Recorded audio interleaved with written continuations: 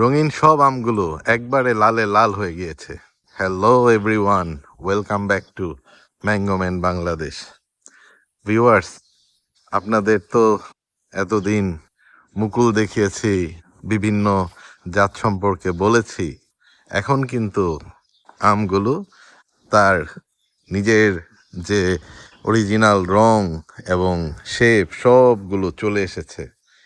এই যে প্রথমেই যে জাতটির কাছে আপনাদের নিয়ে এসেছি, এটা দেখুন ভিউয়ার্স, আলহামদুলিল্লাহ, এটা হচ্ছে রেড ব্রাজিল।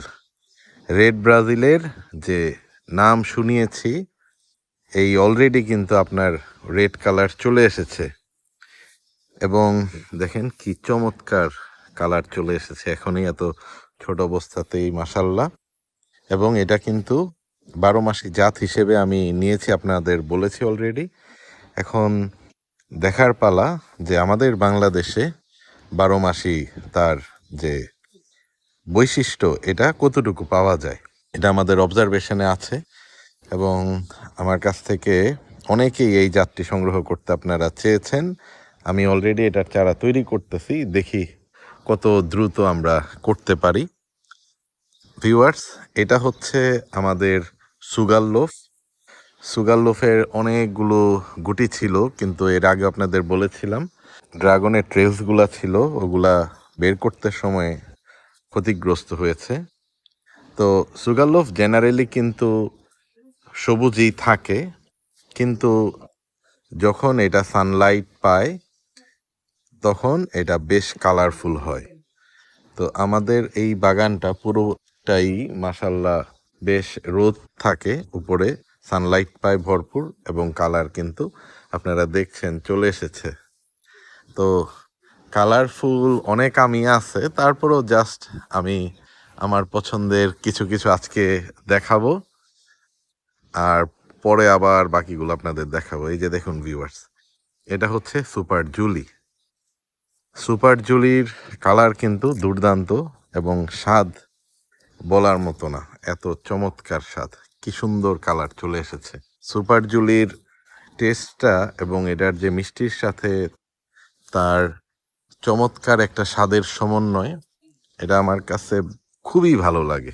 ভিউয়ার্স, অথেন্টিক জাত যদি পেতে হয় অবশ্যই ম্যাঙ্গোম্যান বাংলাদেশকে সাবস্ক্রাইব করে রাখবেন।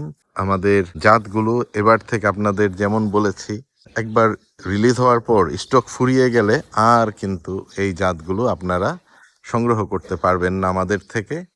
আমরা জাস্ট একবারের জন্যেই একটা জাত বাজারে ছাড়বো, এরপর এই জাতটি আমরা আর প্রোডাকশন করব না। প্যাকেজ যখনই আমরা রিলিজ করব সাথে সাথে নেয়ার চেষ্টা করবেন, তা না হলে কিন্তু এখন আপনারা যেমন অনেকেই চারা চাচ্ছেন, পাচ্ছেন না, স্টক নেই, তো তখন কিন্তু একবার স্টক শেষ হলে আর রিস্টক হবে না। তো এই যে এখানে আপনাদের আগলি বেডি কিন্তু মাশাল্লাহ বেশ বড় সড়ো হয়ে গেছে। তো এই যে আগলি বেডির কথা বলেছিলাম যে সূর্যের আলো পড়লে এটা একটা পিঙ্ক ব্লাশ আসে, দেখেন ভিউয়ার্স, এখনই কিন্তু সেই পিঙ্ক ব্লাশটা চলে এসেছে। পিঙ্ক ব্লাশটা মাশাল্লাহ এই বেশ কয়েকটা আমি দেখা যাবে। এই যে এদিকেও দেখেন পিঙ্ক ব্লাশ চলে এসেছে।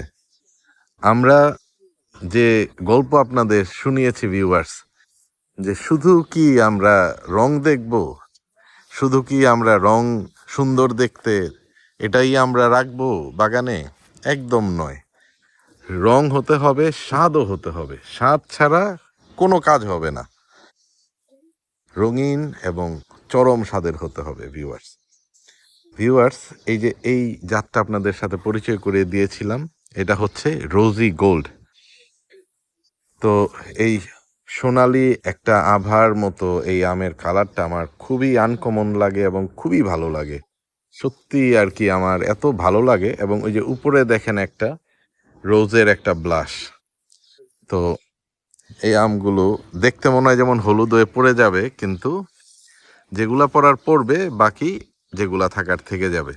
এ দেখেন কি সুন্দর ভিউয়ার্স, একটা পিঙ্ক ব্লাশ এবং কালারটা কি আর কি এখনই এত চমৎকার লাগে, যেটা একবারে লাল না বা নীল না বা বেগুনি না, কিন্তু এইটার যে কালারটা আমার কাছে অ্যাকচুয়ালি আর কি খুবই ভালো লাগছে। সত্যি বলতে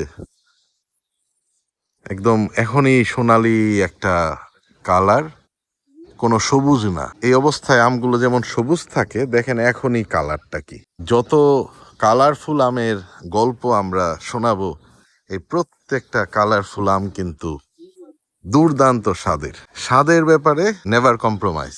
ভিউয়ার্স, দেখা হবে আপনাদের সাথে নতুন আরেকটি পর্বে। ভালো থাকবেন সবাই। আল্লাহ হাফিজ, টাটা।